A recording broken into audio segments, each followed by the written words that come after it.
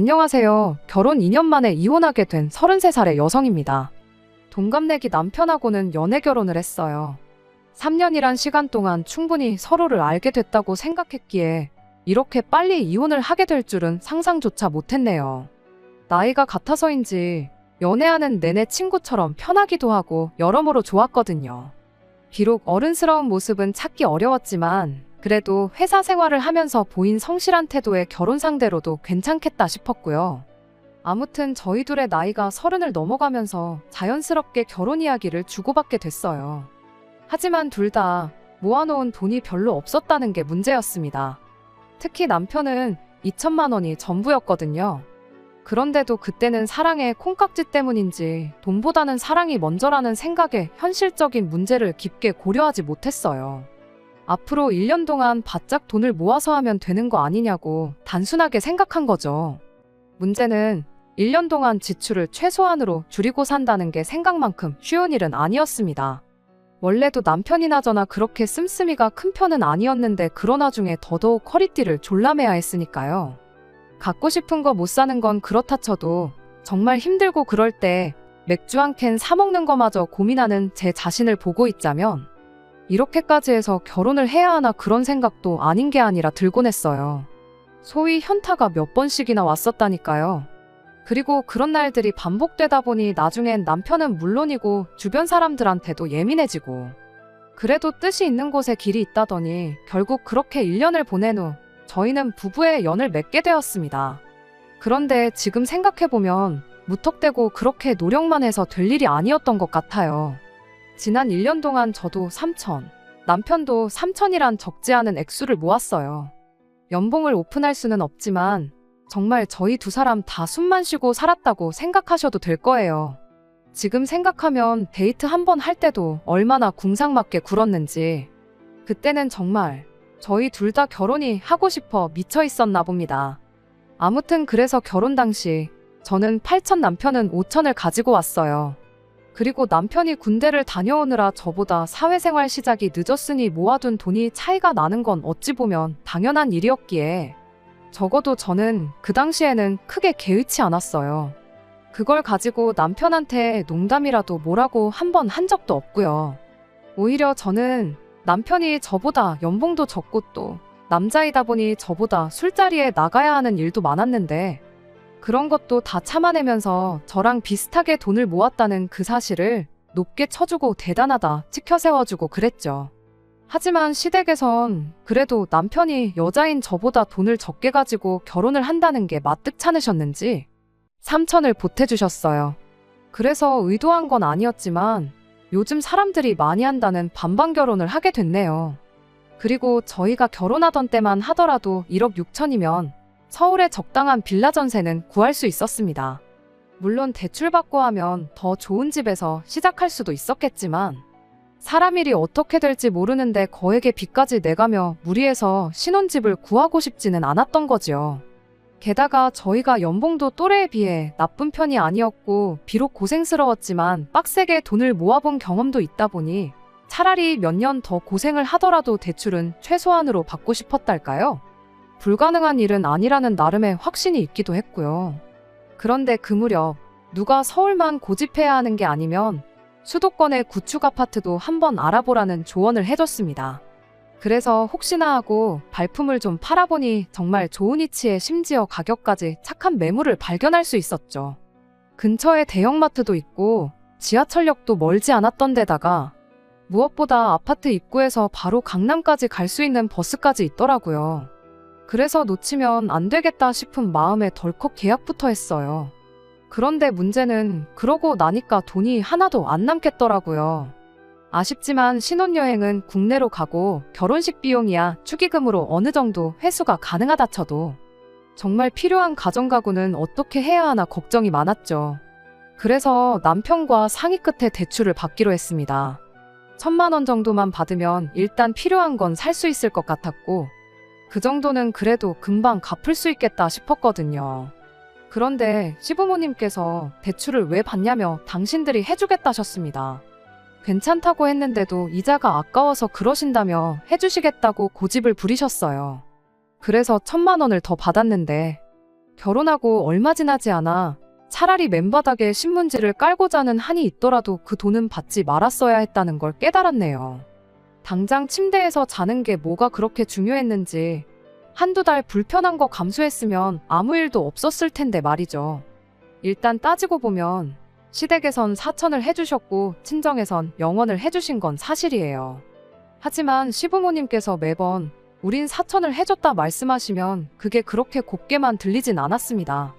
왜냐하면 제 입장에선 어쨌든 저랑 남편이 각자 모아온 돈도 계산에 넣어야 맞는 것 같은데 그러면 결국 시부모님께선 1,000만 원만 더해주신 거니까요. 그리고 굳이 하나 더 덧붙이자면 친정에선 공식적으론 하나도 보태주시지 못하셨지만 결혼식에 들어온 축의금은 전부 다 저에게 주셨습니다. 하나도 도와주지도 못하는데 이거라도 가져가라면서요. 반면에 시부모님께선 밥값조차 내주지 않으시고 축의금을 싹 걷어가셨으니 그러니 엄밀히 따지자면 시댁에서 돈을 더 해줬다는 것도 사실 무조건 맞는 소리는 아니라는 거죠. 하지만 시부모님께선 당신들이 4천만 원을 보태주셨다는 이유로 저희가 신혼여행에서 돌아오자마자 용돈을 요구하셨습니다. 그리고 그런 시부모님의 요구에 남편은 군소리 없이 그 자리에서 지갑을 열어 20만 원을 꺼내드렸는데 순간이지만 이게 뭐지 싶으면서도 안 좋은 느낌이 들대요. 그리고 그 안 좋은 느낌은 틀리지 않았습니다.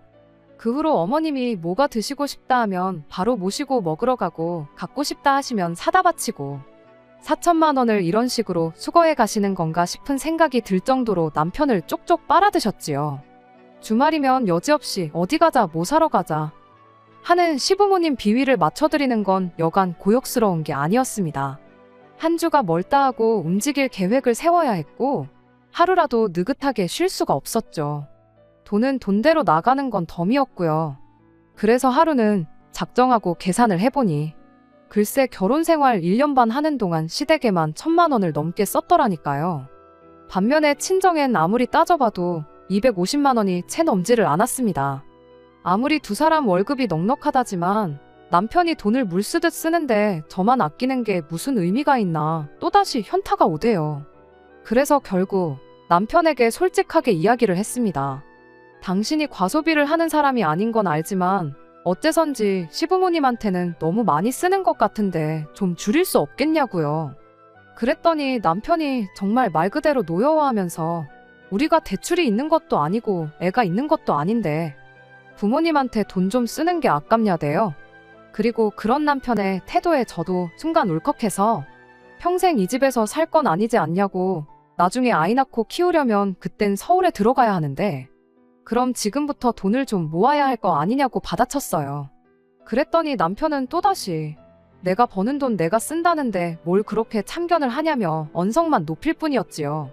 그리고 뭐 부부싸움은 칼로 물베기란 말처럼 얼마 못 가 화해를 하긴 했어요. 근본적인 문제가 해결되어서가 아니라 둘 다 한 집에서 날 세우고 있는 게 불편하다 보니 그냥 얼렁뚱땅 넘어간 거죠. 이후로도 남편은 시부모님 특히나 어머님이 바라시는 거라면 뭐든지 들어드렸습니다. 그리고 저는 그 일로 더는 남편하고 말을 섞기도 싫어서 피한다고 될 일이 아닌 건 알면서도 말을 안 했고요. 그리고 그 일이 있고 얼마 후였습니다. 남편하고 친정에 갔다가 친정아버지 생신도 다가오고 그래서 친정어머니한테 50만 원을 드렸어요. 그런데 집에 돌아오는 길 드릴 때도 아무 말도 않고 있던 남편이 갑자기 그걸 가지고 걸고 넘어지대요. 자기는 많이 드려야 10만 원인데 50만 원은 좀 과한 거 아니냐면서요. 어이가 없더라고요. 그래서 한 번에 드리는 액수가 중요하냐, 당신은 거의 매주 10만 원씩 드리지 않냐, 그리곤 어쩌다 한 번 드리는 건데 그게 문제냐 따졌습니다. 그랬더니 웃긴 게 남편이 묻는 말에 대답은 안 하고 기껏 한다는 소리가 제가 먼저 돈 아끼자고 해놓고 안 아껴 쓴다며 언행일치가 안 된다나요? 그래서 결국 또 그렇게 부부싸움을 했습니다. 남편이 저랑은 말이 안 통한다면서 짜증난다고 성질을 내더니 혼자 차키 들고 나가더라고요. 그리고 한 2시간쯤 지났나 남편이 돌아왔는데 세상에 어머님을 대동해서 왔더라니까요. 어머님께서 저한테 얘기 좀 하자고 하시길래 그때까지만 해도 저는 어머님이 남편한테 자초지종을 듣고 오신 줄 알았어요. 그리곤 아들의 똥자존심을 지켜주시려고 대신 저한테 사과 비슷한 거라도 하러 오신 줄 알았죠. 하지만 전혀요. 어머님께선 또다시 그 4천만 원을 운운하시면서 내가 해준 게 있고 너네 집에서는 해준 게 없는데 양가에 똑같이 하는 게 말이나 되냐셨습니다. 그러면서 우리 아들이 잘못한 거 하나 없으니 저보고 얼른 사과를 하라고 하시더군요. 하지만 아무리 생각해도 제가 왜 사과를 해야 하나 싶대요. 그래서 말 나온 김에 정확히 하자고 정확히는 1,000만 원을 더 해주셨다고 했습니다. 하지만 거기서 시부모님 손님들이 드시고 간 식대까지 계산하면 실은 1,000만 원도 안 된다고 했지요. 그랬더니 이제는 어디 며느리가 시애미 말하는데 말대꾸를 하냐며 열을 올리기 시작하셨어요. 너 잘났다 니 똥국다 하시면서요. 그리곤 덧붙이시길 저희 집안에 있는 가정가구는 전부 다 당신이 사준 거니 그렇게 제가 잘났으면 아무것도 쓰지 말래요. 잠도 바닥에다가 이불 깔고 자고 TV도 보지 말고 냉장고에 있는 음식도 먹지 말라면서요. 그러고는 남편한테 가서 밥솥은 누구 돈으로 산 거냐고 물으시더니 저보고 집에서 밥도 먹지 말랍니다. 정말 유치하기 짝이 없어서 이 꼴을 계속 보고 있으면 내가 화병으로 죽겠구나 싶더라고요. 그래서 제가 어머님한테 제가 대출을 받아서라도 그 4천만 원 전부 다 돌려드릴 테니까 저한테 아무것도 요구하지 마시라고 했습니다. 저희 결혼 생활에도 더는 참견하지 마시라고요.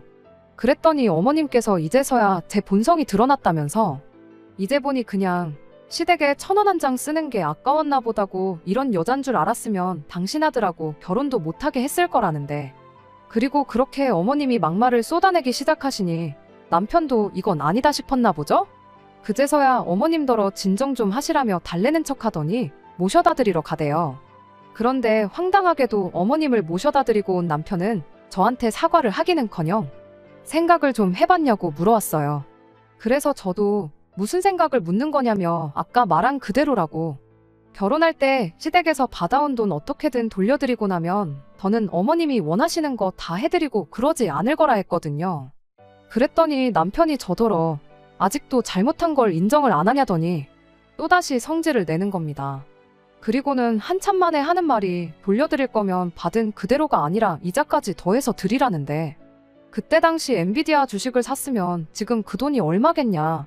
1억도 넘을 거다. 사본 적도 없는 주식을 들먹이며 목청을 높이는데 웃기지도 않더라니까요. 솔직히 벌써 1,000을 넘게 퍼날랐는데 이대로 가면 결혼할 때 받은 돈보다 더 뺏기는 건 시간 문제다 싶었어요. 그래서 그럴 바엔 차라리 하루라도 빨리 토해내고 더는 아무것도 안 주고 안 받는 게 상책이다 싶었죠. 그래서 그냥 알겠다고 돈 준비되는 대로 시댁에 보낼 테니 그렇게 알라하고 남편 말을 끊었습니다. 그날 저녁에 자러 들어갔는데 남편이 제 베개를 바닥으로 내던졌어요. 어머님한테 돈 갚기 전까진 어머님 돈으로 산 침대니까 잠은 바닥에서 자라면서 말이죠. 그리고 그때까지 자기한테 하는 거 봐서 냉장고랑 밥솥 정도는 쓰게 해주겠다는데 솔직히 저한테는 그 말이 기분 내는 게 아니고 어차피 자기도 밥 먹어야 되니까 하는 소리로밖에 들리지 않았습니다. 그래서 그냥 한마디 했어요. 그 돈 갚고 나면 당신이 결혼할 때 나보다 덜 해온 게 되니까 그런 헛소리 할 시간이 있으면 그 차액 매달 얼마씩 메꿔야 할지 계산이나 하라고요. 그랬더니 남편이 저한테 끝까지 해보자는 거냐며 이를 바득바득 갈았는데 누가 먼저 시작한 건데 하고는 남편이 뭐라고 하던 말던 무시하고 잠을 청했죠. 여담이지만 급하게 돈 되는 대로 구한 싸구려 침대보다 차라리 바닥이 낫더라고요. 아무튼 그날 이후로 남편과는 서로 말 한마디도 주고받지 않았어요. 사실 그래도 혹시나 싶어 이틀은 기다렸는데 남편이 절 완전 없는 사람 취급하는 걸 보니 저도 제 마음을 확실히 굳히게 되더라고요. 그래서 그때부턴 회사 점심시간 틈틈이 은행에 가서 대출도 알아보고 이혼 전문 변호사도 만나 상담도 받아봤지요. 사실 제가 이혼하려는 이유가 이혼 사유로 충분할까? 상담을 받기 전까지 걱정이 많았습니다. 그런데 남편이 시댁만 챙기고 친정은 홀대하는 것도 명백한 이혼 사유라고 하더라고요. 게다가 변호사님은 정말 다양한 이혼 사유를 들어보셨을 텐데 어머님이 사주신 침대니까 잠도 자지 말라며 남편이 제 베개를 바닥에 던졌다는 이야기를 꺼냈을 땐 아주 고개를 절레절레 내저으셨어요. 상담을 받고 나오는데 기분이 참 묘했어요. 저를 위로해 주시려던 건지 다른 커플들은 왜 이혼했는지 몇 가지 이야기를 들려주셨는데 정말 여러 가지 이유로 이혼하는 부부들이 새삼 많구나 하는 생각도 들었죠. 아무튼 그렇게 이것저것 알아보던 무렵 언젠가부터 남편이 저보다 먼저 퇴근해서 집에 와 있었어요.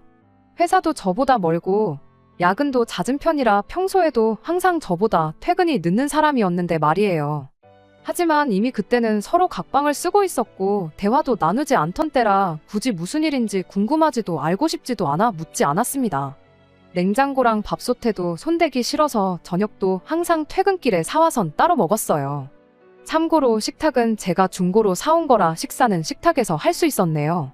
아무튼 그런 와중에 남편이 자꾸 주방에서 얼쩡거리는데 어찌나 거슬리던지 사과를 할 거면 남자답게 미안하다고 사과를 하던가. 하지만 일주일이 되도록 얼쩡거리기만 할 뿐 말을 안 하는 거예요.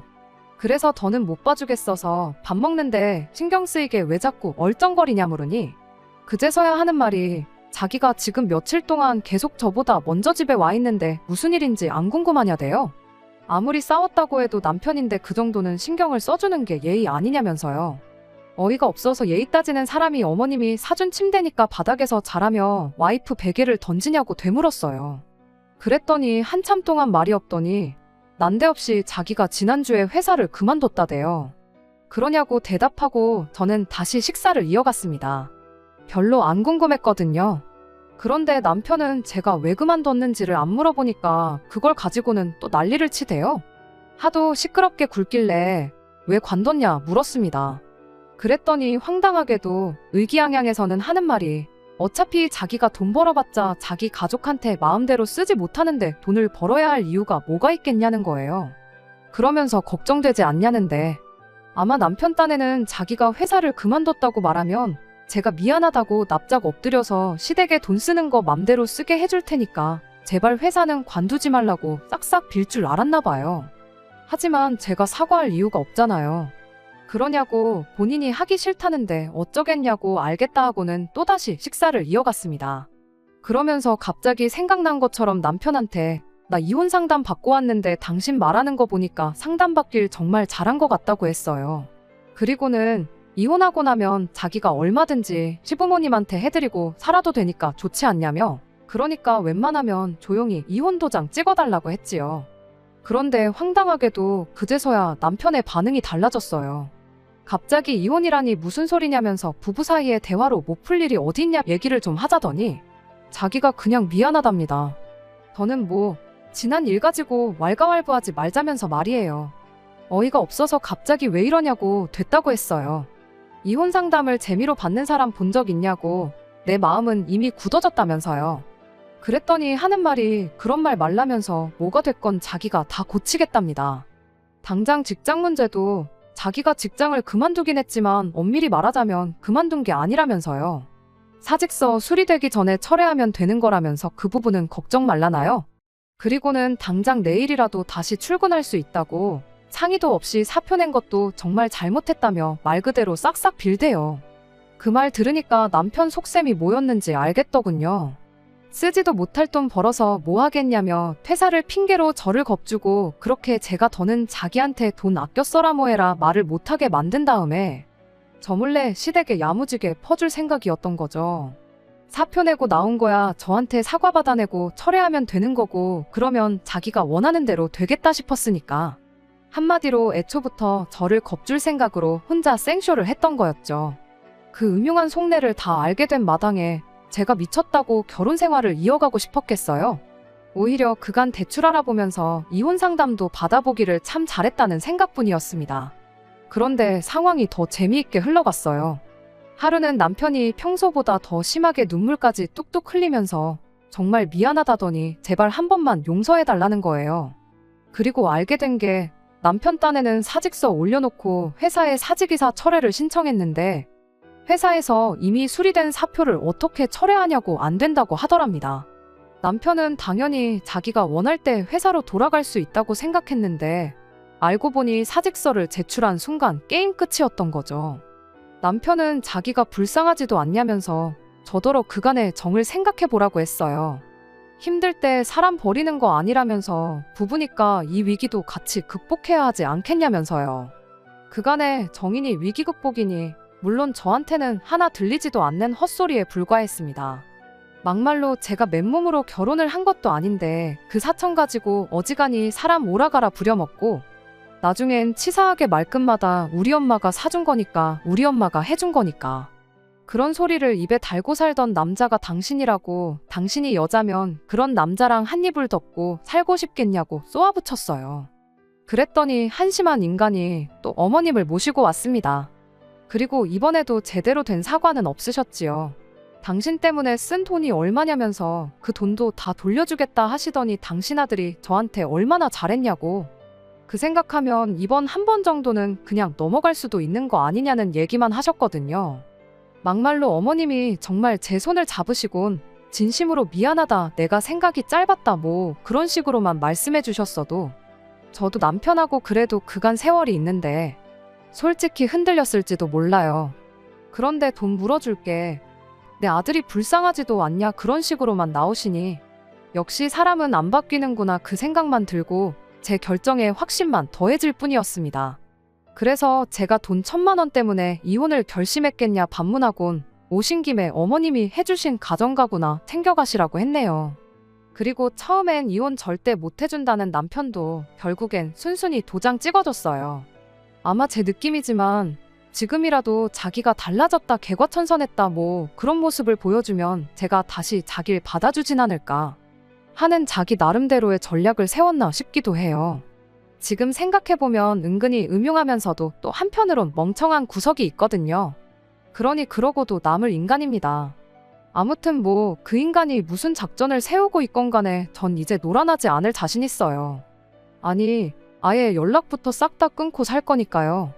남편 회사 일은 제가 뭐 그렇게 되기를 바란 건 아니지만 벌 받은 거라고 봐야 할지 솔직히 마음이 막 날아갈 듯 편하고 그렇기만 한 것은 아닙니다. 지금 생각해보면 콩깍지였겠지만 연애할 때는 그래도 좋은 사람이었어요. 저한테 좋은 추억도 많이 만들어줬고요. 하지만 결혼은 왜 사람들이 둘이서만 좋아서 되는 게 아니라고 하잖아요. 그게 무슨 말인지 정말 확실히 알겠더라고요. 저희가 모아둔 돈은 많고 시부모님의 간섭은 없었다면 이렇게 이혼하는 일은 없었을까요? 하긴 이런 생각을 지금 해서 뭐 하겠어요. 다른 걸 다 떠나서 이혼녀가 된 현실을 생각하면 또 이런저런 감상에 젖을 여유도 없어요. 짜증만 나지. 아무튼 헤어지고 나서 서로의 행복을 빌어주는 사람들도 있다는데 저는 그렇게까지 마음이 넓지는 못해서요. 잘못되길 바라진 않겠지만 잘 되길 바래주지도 못하겠습니다. 그냥 제 귀에 어떤 소식도 안 들려왔으면 좋겠네요. 끝까지 들어주셔서 감사합니다. 오늘의 사연은 여기까지입니다. 구독과 좋아요, 알람 설정 부탁드리고 더 좋은 사연으로 다시 찾아뵙겠습니다. 감사합니다.